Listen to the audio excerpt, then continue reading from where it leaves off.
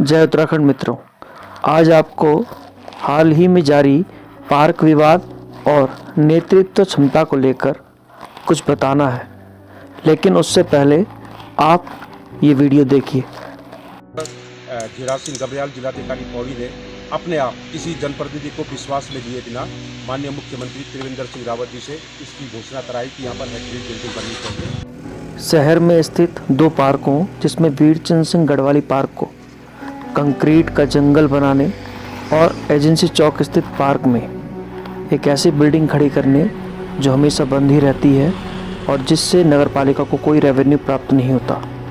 अब नगरपालिका अध्यक्ष की नज़र नगर क्षेत्र के पुराने कलेक्ट्रेट भवन, जिसे कि हेरिटेज भवन के रूप में विकसित किया जाना है, उस पे आकर टिक गई है।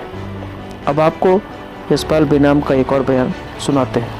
अधिकारियों की मिली भगत से इसे अभी 25/4/2023 को कैंसिल कराया गया और अब उनके द्वारा यहाँ पर बिना टेंडर इसका हो चुका है और बिना बॉन्ड किए हुए ठेकेदार से काम जबरन प्रारंभ किया जा रहा है।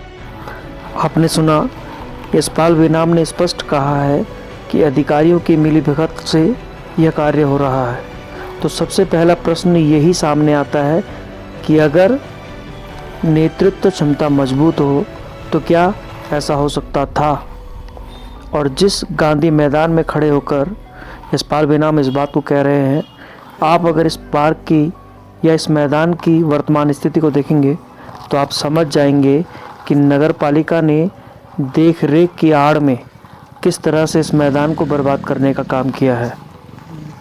पूरा शहर यशपाल बेनाम के साथ खड़ा होता अगर उन्होंने एक भी ऐसा पार्क का नमूना पेश किया होता जो जनता के हित में होता, लेकिन ऐसा नहीं है। अब आइए उनका एक और बयान सुनिए। हमने यहाँ पर पार्क निर्माण कहा था, वहाँ कलेक्ट्रेट बना दिया गया। कंडोलिया में इतना बड़ा पार्क बना, मैंने कहा था कि वहाँ पे छोटी कैंटीन बनाइए, इतनी बड़ी कैंटीन बना दी गई कि आज उस पार्क की दुर्दशा आप जान रहे हैं। कंडोलिया मैदान, जिसमें कि 15 करोड़ की धनराशि से नगर पालिका द्वारा एस्टीमेट शासन को भेजा गया था, कुछ लोगों के द्वारा उस घोषणा को जो माननीय मुख्यमंत्री जी ने की थी उसे भी कैंसिल करा दिया गया। अब बात सिर्फ इतनी सी है कि अगर मजबूत नेतृत्व क्षमता हो और कार्यशैली मजबूत हो तो किसी भी कार्य को किया जा सकता है। जैसे कि आप देख पा रहे हैं, नगर पालिका क्षेत्र के एकमात्र पार्क जिसे यशपाल बेनाम के द्वारा बनाया गया है, उसकी स्थिति इतनी बद से बदतर है कि यहाँ पर कोई भी व्यक्ति खड़ा होना भी नहीं चाहता।